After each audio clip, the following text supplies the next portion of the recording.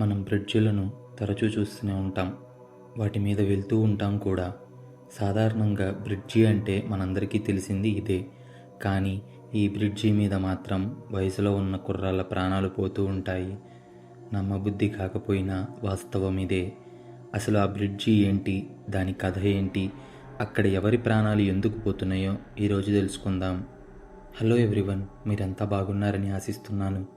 రోజులాగే ఈరోజు కూడా మీకు ఒక కొత్త హారర్ స్టోరీ వినిపించబోతున్నాను. మీరు ఇప్పటి వరకు ఈ వీడియోని లైక్ చేయకపోతే ప్లీజ్ ఇప్పుడే లైక్ చేయండి. మీరు లైక్ చేయడం వల్ల ఈ వీడియో మీ వంటి హారర్ స్టోరీ లవర్స్ మరికొంతమందికి సజెస్ట్ చేయబడుతుంది. అలాగే మీ లైఫ్లో ఏమైనా హారర్ ఇన్సిడెంట్స్ జరిగి ఉంటే డిస్క్రిప్షన్లో ఉన్న మన మెయిల్ ఐడికి వివరంగా రాసి పంపండి.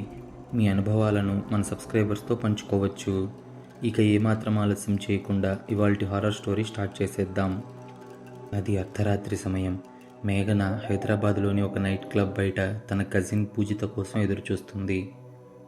అదే రోజు పూజిత లండన్ నుంచి వచ్చింది. ఎన్నిసార్లు పూజితకి మేఘన కాల్ చేసినా తన ఫోన్ స్విచ్ ఆఫ్ అని వస్తూనే ఉంది. ఈలోగా ఒక కారు మేఘన దగ్గరకు వచ్చి ఆగింది. ఆ కారులో ఉన్న ముగ్గురు కుర్రాళ్ళు మేఘనను బలవంతంగా కారులోకి లాక్కొని ఆమెను ఊరి చివర ఉన్న ఐలాపురం బ్రిడ్జి వద్దకు తీసుకెళ్లి హెరాస్ చేయడం స్టార్ట్ చేశారు. మేఘన భయంతో, మీరెవరు? దయచేసి నన్ను వదిలేయండి. నా కజిన్ పూజిత నా కోసం నైట్ క్లబ్ దగ్గర వచ్చి ఎదురు చూస్తూ ఉంటుంది. నేను వెళ్ళాలి, నన్ను వదిలేయండి ప్లీజ్ అని ఏడుస్తూ రిక్వెస్ట్ చేయడం స్టార్ట్ చేసింది. అప్పుడు ఆ ముగ్గురులో ఒకడైన మోహన్ నవ్వుతూ, సరే మేము నిన్ను వదిలేస్తాం, కానీ ముందు మేము ముగ్గురం నిన్ను బట్టలు లేకుండా చూడాలి, నిన్ను అనుభవించాలి, ఆ తర్వాతే వదిలేస్తాం. కొంచెం కోఆపరేట్ చేస్తే చాలు, అంతా స్మూత్గా అయిపోతుంది. నువ్వు కూడా హాయిగా నీ కజిన్ దగ్గరికి వెళ్ళిపోవచ్చు అన్నాడు. కానీ దానికి మేఘన ఒప్పుకోలేదు. గట్టిగా అరుస్తూ ఏడవడం మొదలుపెట్టింది. అయితే మోహన్ అతని ఇద్దరి స్నేహితులు కలిసి మేఘనను రేప్ చేశారు.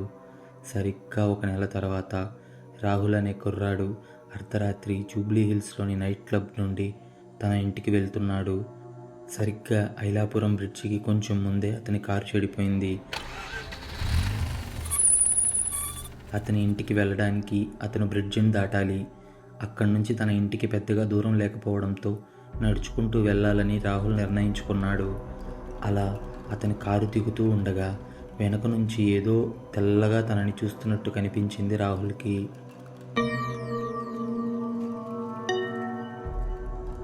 వెంటనే రాహుల్ వెనక్కి తిరిగి చూడగా ఒక బ్లాక్ డ్రెస్ వేసుకున్న అందమైన అమ్మాయి అతని వైపు వస్తుంది. ఆమె అందాన్ని చూసి ఆశ్చర్యంగా నోరు తెరిచిన రాహుల్, అర్ధరాత్రి ఊరి చివర ఉన్న ఈ బ్రిడ్జి దగ్గర ఈ అమ్మాయి ఏం చేస్తుంది అని ఆలోచిస్తూ ఉండగా ఇంతలో రాహుల్కి దగ్గరగా వచ్చిన అమ్మాయి చిన్నగా నవ్వి, మీ కారులో నాకు కొంచెం లిఫ్ట్ ఇస్తారా? నేను ఈ బ్రిడ్జి దాటిన తర్వాత వచ్చే ఊరికి వెళ్ళాలి. చాలా దూరంలోనే నా కారు చెడిపోయింది. ఒకళ్ళు ఇక్కడ దాకా లిఫ్ట్ ఇచ్చి ఈ కుడివైపు రోడ్లోకి వెళ్ళిపోయారు అని అడిగింది. దానికి రాహుల్, మీలాంటి అందమైన అమ్మాయి అడిగితే బుద్ధున్నోడు ఎవడైనా లిఫ్ట్ ఇవ్వకుండా ఉంటాడా? కానీ నా కారు సరిగ్గా ఇక్కడే చెడిపోయింది. నేను కూడా ఈ బ్రిడ్జి దాటాక వచ్చే ఊరికే వెళ్ళాలి. మీకు కనుక ప్రాబ్లం లేకపోతే నేను మీకు తోడుగా వస్తాను, ఇద్దరం నడుచుకుంటూ వెళ్దాం, ఓకేనా అని అడగ్గా అటు ఇటు చూసిన అమ్మాయి సరే అని నవ్వుతూ తల ఊపింది. వారిద్దరూ కలిసి ఆ ఐలాపురం బ్రిడ్జి మీద నడవడం మొదలుపెట్టారు.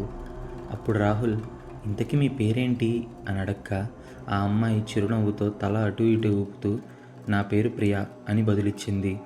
అది విన్న రాహుల్, ఓ నైస్ నేమ్, మీకు ఇబ్బంది లేకపోతే నేను మీ చేయి పట్టుకొని నడవచ్చా అని అడగ్గా సిగ్గుపడిన ప్రియా, మీరు అడుగుతుంది నా చెయ్యే కదా, నా మనసేం కాదు కదా, పట్టుకోండి అని నవ్వింది.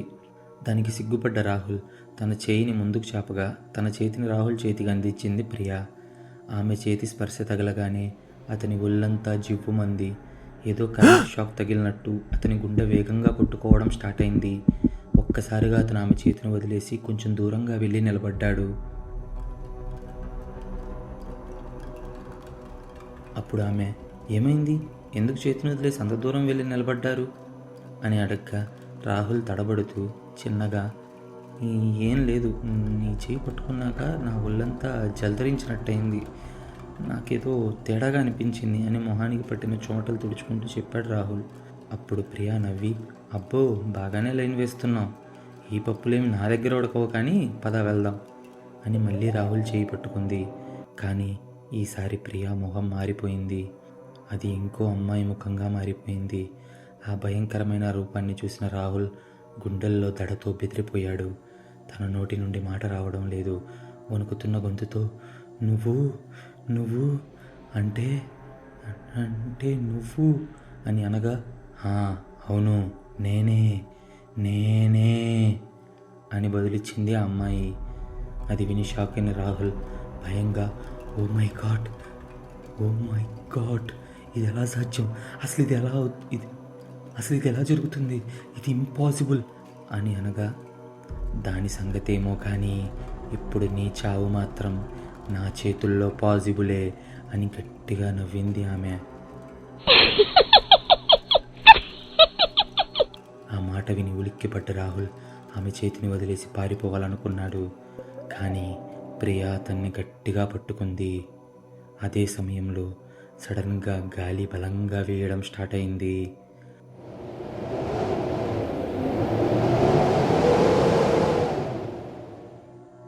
చుట్టూ చీకటి వ్యాపించింది.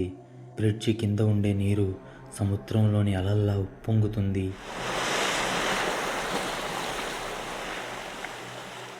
ప్రియా అందమైన చేతులు ఒక్కసారిగా నల్లగా మారిపోవడం స్టార్ట్ అయింది. ఆమె చేతుల మీద వెంట్రుకలు పెరిగిపోతున్నాయి. ఆమె చేతి వేళ్లకు పొడవాటి పదునైన గోర్లు మొలిచేశాయి. ఒక్క క్షణంలోనే ప్రియా దయ్యం రూపంలోకి మారిపోయింది.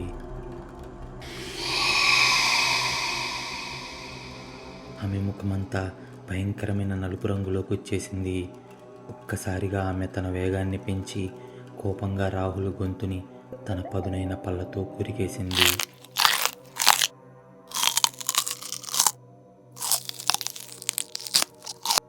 రాహుల్ ఆ బాధను తట్టుకోలేక భయంతో కేకలు వేశాడు. అతని శరీరంలో ఉన్న రక్తం మొత్తం బయటికి వచ్చేసి కొన్ని సెకండ్లలోనే అతను ప్రాణాలు కోల్పోయి ఆ బ్రిడ్జి మీద శవంగా పడి ఉన్నాడు. మరుసటి రోజు ఉదయం పోలీసులు రాహుల్ డెడ్ బాడీని బ్రిడ్జిపై కనిపెట్టారు. ఆ పరిసర ప్రాంతమంతా భయంతో నిండిపోయింది. అదంతా అక్కడే నిలబడి ఏడుస్తూ చూస్తున్న రాహుల్ ఫ్రెండ్ అవినాష్, అరే మోహన్, నాకు ఇప్పటికీ నమ్మకం కుదరట్లేదురా, మన రాహుల్ మన మధ్య ఇక లేడు అంటుంటే అని అనగా, నాకు మాత్రం పూర్తిగా నమ్మకం ఉందిరా అవినాష్, రాహుల్ హత్య చేయబడ్డాడు. కానీ ఇదంతా చేసింది ఎవరు? కొంపతీసి ఆ అమ్మాయి కాదుగా అని అనుమానంగా అవినాష్ వైపు చూశాడు మోహన్. అది విన్న అవినాష్, ఏం మాట్లాడుతున్నావు అసలు నువ్వు? ఆమె ఎప్పుడో చనిపోయింది. చనిపోయిన వాళ్ళు ఎలా తిరిగి వస్తారు? నువ్వు ఇప్పుడు పోలీసుల ముందు ఈ మ్యాటర్ గురించి మాట్లాడి కొత్త తలనొప్పులు తీసుకురాకు. ఫస్ట్ నువ్వు ఇక్కడి నుంచి వెళ్ళిపో అని అవినాష్ మోహన్ వైపు కోపంగా చూశాడు. అప్పుడు మోహన్, ఏమైనా సరే నా మనసుకైతే మాత్రం క్లారిటీ కావాలరా, అందుకే ఈరోజు రాత్రి నేను బ్రిడ్జి మీద నడుచుకుంటూ వెళ్తాను, చూద్దాం అసలు రాహుల్ చావుకి కారణం ఎవరో అని అక్కడి నుండి తన కారు ఎక్కి వెళ్ళిపోయాడు మోహన్. కొద్దిసేపటికి చీకటి పడింది. సమయం సరిగ్గా 12 గంటలవుతుంది. మోహన్ ఐలాపురం బ్రిడ్జి వైపు నడుస్తున్నాడు. దారి మధ్యలో నల్లని రంగులో ఉన్న భయంకరమైన పక్షి ఒకటి తన రెక్కలను విప్పి భయంకరమైన శబ్దాలు చేస్తూ మోహన్ మీదుగా దూసుకెళ్ళింది. అది చూసిన మోహన్ హడలిపోయాడు. భయంగా నడుస్తున్న మోహన్కు కాసేపటికి నల్లటి డ్రెస్ వేసుకున్న ఒక అందమైన అమ్మాయి కొంచెం దూరంలో నిలబడి ఉండటం కనిపించింది. ఆమెను చూసి షాక్ అయిన మోహన్, నువ్వు మేఘనా కదా, ఇది ఎలా సాధ్యం, నువ్వెలా తిరిగి వచ్చావు అని కంగారు పడుతూ అడక్క, నేను తిరిగి వస్తానని ముందే చెప్పానుగా అంటూ ఒక్కసారిగా భయంకరమైన కేకలు వేసింది మేఘన. గాలి భయంకరమైన శబ్దంతో వీస్తుంది. మేఘన ముఖం నల్లగా మారిపోయి భయంకరంగా తయారైంది. ఆమె నోరు తెరవగానే తెల్లగా మెరుస్తూ పొడుగ్గా పదునుగా ఉన్న పళ్ళు బయటికి వచ్చాయి. అది చూసిన మోహన్ భయంతో కేకలు వేస్తూ బ్రిడ్జి మీద పరిగెత్తడం స్టార్ట్ చేశాడు.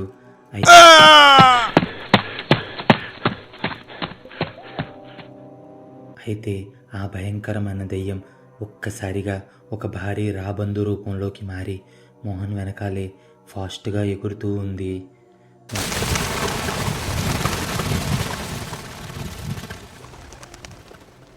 మోహన్ భయంతో వెనక్కి తిరగకముందే రాబందు రూపంలో ఉన్న ఆ దయ్యం వెనక నుంచి అతని మెడను పట్టి కొరుకుతూ చేతి గొర్రెలతో అతని వీపుని 2 భాగాలుగా చీల్చేసింది.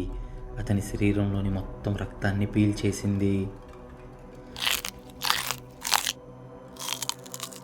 మోహన్ భయంకరంగా కేకలు వేస్తూ చివరికి ప్రాణాలు వదిలేశాడు.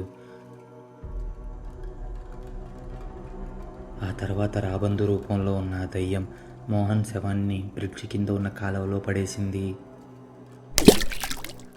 అప్పటి నుంచి ఐలాపురం బ్రిడ్జి దగ్గర మరణాల చరిత్ర మొదలైంది. రోజు రోజుకి ఆ బ్రిడ్జి మీద చనిపోయే వారి సంఖ్య పెరుగుతుంది.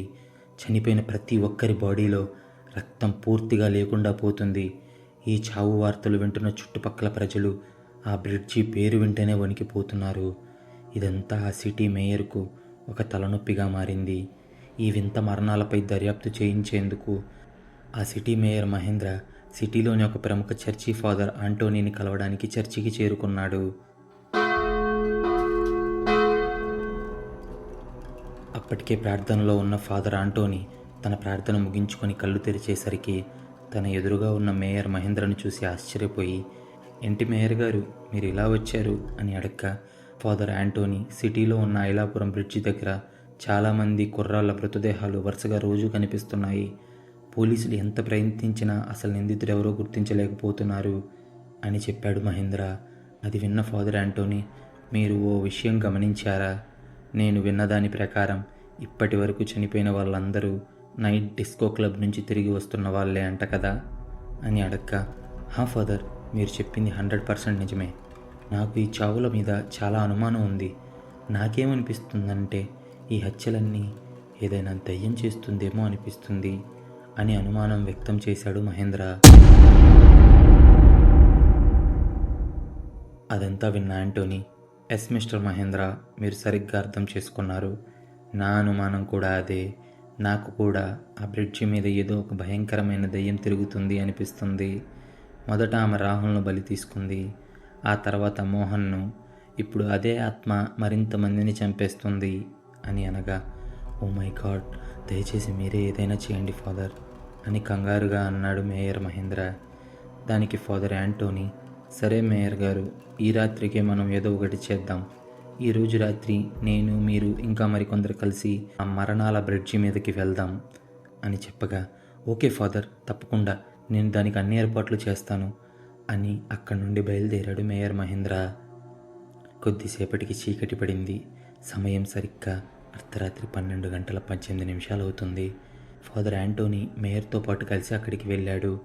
వారితో పాటు ఆ బ్రిడ్జి చుట్టుపక్కల ఉన్న గ్రామాల్లోని కొంతమంది కుర్రాళ్ళు చేతుల్లో కర్రలు, ఇనుపరాడ్లు పట్టుకొని ఆ బ్రిడ్జి మీదకి చేరుకున్నారు. కాసేపటికి బ్రిడ్జిపై భయంకరమైన మొహంతో ఒక యువతి నిలబడి ఉండటం వారికి కనిపించింది. ఆమెనే మేఘన. ఆమెను చూసిన ఫాదర్ ఆంటోనీ, "ఈ బ్రిడ్జి మీద తిరుగుతున్న ఓ శాపగ్రస్త ఆత్మ, నువ్వు ఎందుకు అమాయకుల్ని చంపుతున్నావు? వాళ్ళు నిన్నేం చేశారు? అసలు ఎవరు నువ్వు? నీ పేరేంటి?" అని గట్టిగా అరవగా, ఆ మాటలు విన్న మేఘన కోపంగా, "నా పేరు మేఘన. నేను ఎవరికీ హాని చేయలేదు.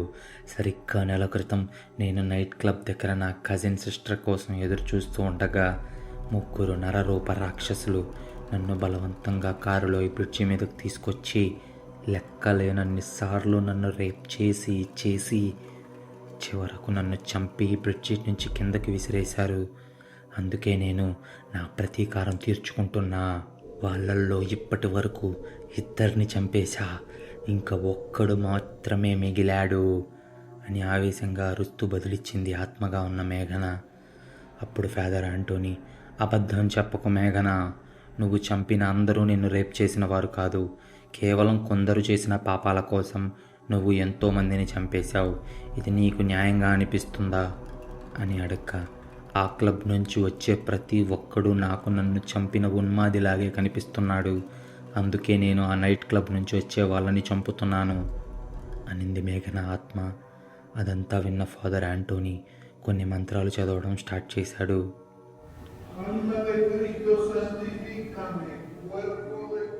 ఆ మంత్రాల ప్రభావంతో మేఘన రూపం మరింత భయంకరంగా మారసాగింది. ఉండే కొద్దీ ఆమె భయంకరమైన చీకటి ఆత్మగా మారిపోయింది. సరిగ్గా అదే సమయంలో నైట్ క్లబ్ నుంచి కారులో బ్రిడ్జి మీదకు వచ్చాడు అవినాష్.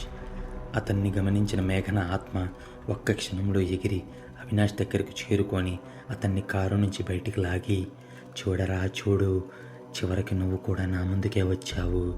నేను నీ కోసమే ఎన్నో రోజులుగా ఎదురు చూస్తున్నాను అని అవినాష్ భుజాల మీద కూర్చొని గట్టిగా నవ్వసాగింది మేఘన ఆత్మ.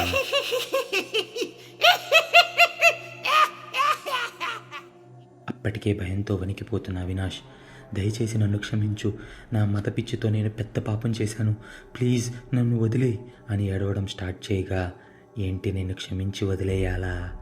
అది జరగదు, నేను ఇలాగే కదరా ఏడ్చాను మీ ముందు, కానీ మీరు నన్ను వదలలేదే, మరి నేనెందుకు వదులుతాను?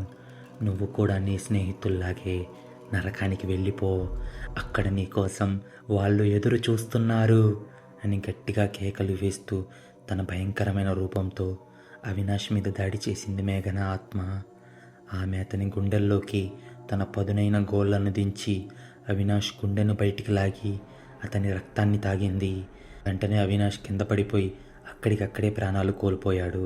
అదంతా చూసి మేయర్ మహేంద్రతో సహా అక్కడ ఉన్న వాళ్ళంతా భయంతో పరుగులు తీశారు. ఇక చివరగా ఫాదర్ ఆంటోనీ తన జేబులో నుంచి పవిత్ర జలాన్ని తీసి మేఘన మీద చల్లి, నీ ప్రతీకారం పూర్తయింది కదా, ఇంకెక్కడి నుంచి వెళ్ళిపో అని అరవగా, లేదు, ఈ ఊరిలో ఉన్న ప్రతి మగాడిని చంపేదాకా నేను ఈ లోకం వదిలిపెట్టను, నాలాగా మరే అమ్మాయి చనిపోకూడదు అని ఆంటోనీ వైపు కోపంగా చూస్తూ అరిచింది మేఘన. అదంతా విన్న ఫాదర్ ఆంటోనీ వెంటనే మరింత పవిత్ర జలాన్ని తీసుకొని మేఘన మీద పోశాడు. ఆ నీరు పడగానే మేఘన శరీరం మండిపోయింది. ఆమె నోటి నుంచి భయంకరమైన కేక బయటకు వచ్చింది.